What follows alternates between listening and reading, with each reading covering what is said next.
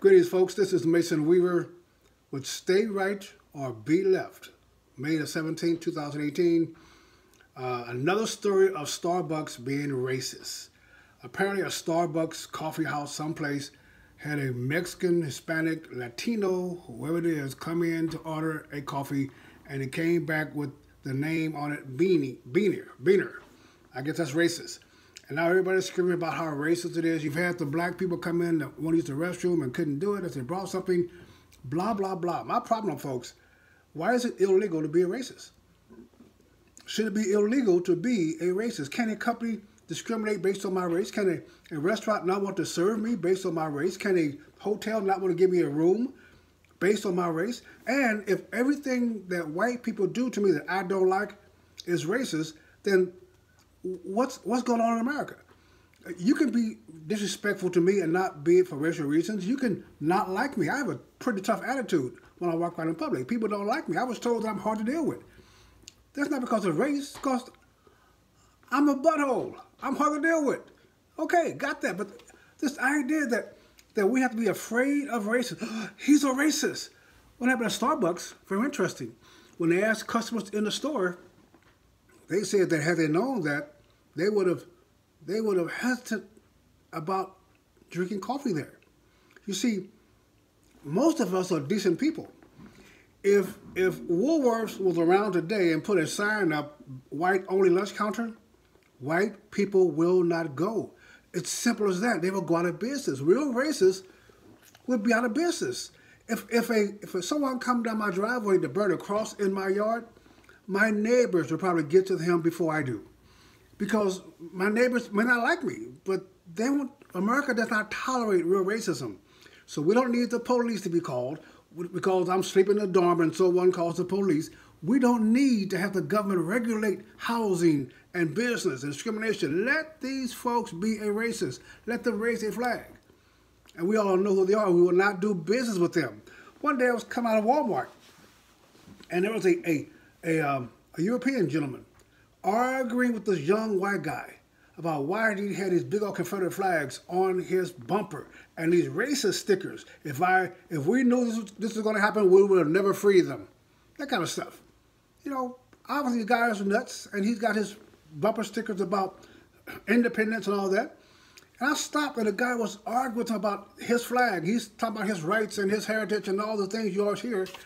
And I said, sir, to the European, sir, this guy has a right to fly his flag on his car. It's his car and his flag. Yeah, but he's racist. He has a right to have the beliefs that he has. He has the right. And the young white guy was just astounded that I'm sitting defending him.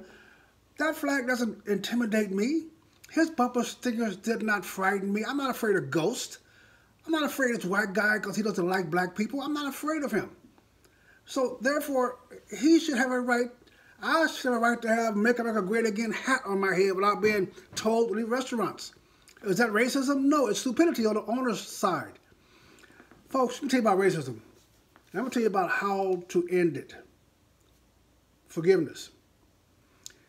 1971, I had a racist shipmate that everyone knew was a racist. I knew was a racist, and I looked him in the eye when he pushed over 2,800 pounds of steel trying to kill me. I looked him in the eye as he tried to kill me. I will forever be in pain because of that. I'll be limited in what I can do because of that. Every day of my life, this racist white man changed my life. And for a lot of years, I hated everybody white. I went to Berkeley with 35,000 white students. Do not know one white student's name at Berkeley. So that hatred allowed me to run with other hateful black men. We formed self-hate groups, blaming white people for everything that we perceived wrong in our community. So one day I had to, because I started studying the Bible and knew what Jesus Christ required of me, I had to forgive him. Before he apologized, before reparations, before he gave me affirmative action, before I got anything from him, I had to completely, absolutely forgive him because Jesus Christ had completely, absolutely forgave me on that cross. I had no other choice. Black people, If you think that racial discrimination is keeping you back, forgive white people. If you think that the store down the street don't like you because you're black, forgive them. Forgive them and turn to God and explain to God what your anxieties are. Ask Him to remove it and allow you to stand on your own 2 feet and compete in this world for what you need out of this world. No one's feelings towards you to stop you from doing what you're doing in life. No one's understanding of you to stop you from doing what you're doing in life. Racism has no effect on you. It has zero effect on you. White folks don't like you because you're black. The other person don't like you because you want their job, because you want their wife, you want their kids, you want their car. They don't want you to succeed because they want their kids to succeed. It's always personal, but never personal. Not your color. You are alive. People don't like you because you're living. You want what they want. And the idea that the government should protect you from being racist, the government are just human beings, folks. There's no magical thing about passing a civil studies exam to make you less racist or make you compassionate or effective. There is no effective way to protect you from racism except you being so strong they have no effect on you. Stop blaming, stop gaming, stop whining, stop crying, stop finding safe spaces, stop demanding the schools set aside places just for you because you can't stand to be in the presence of white people. How dare you? Don't you realize that is self-destructive? It's low self-esteem. It is saying that you are incapable of competing with white America. Black folks, stop it. Somebody got you believing that you're inferior. You even say that the white race is the superior race. Black folks, stop it. Forgive the wrongs of the past, real or imagined. Forgive them. God requires you to forgive them. He cannot heal your soul. He cannot heal your spirit until you forgive that. Vengeance belongs to Him, not you. Revenge belongs to Him, not you. Success, however, success. In spite of what they put in front of you, success. In spite of what they lay out before you, it's success. Depends on you. And the willingness to go through the garbage to get to where you're going. We are here in America. Nobody could have survived what we have survived in America. We owe it. We owe it to our ancestors who stood shivering in fear of what you can do today. Who thought about you and the future, and they shivered in fear of a black man looking a white man in the eye, a black man becoming president, a black man running major businesses, a black man learned to read and write was against the law, 40 lashes to teach a black man to read. And now we're going to schools and teaching in colleges. Stop whining. We're successful in everything we want to do. Every endeavor we think we can do, in spite of white people, we are successful.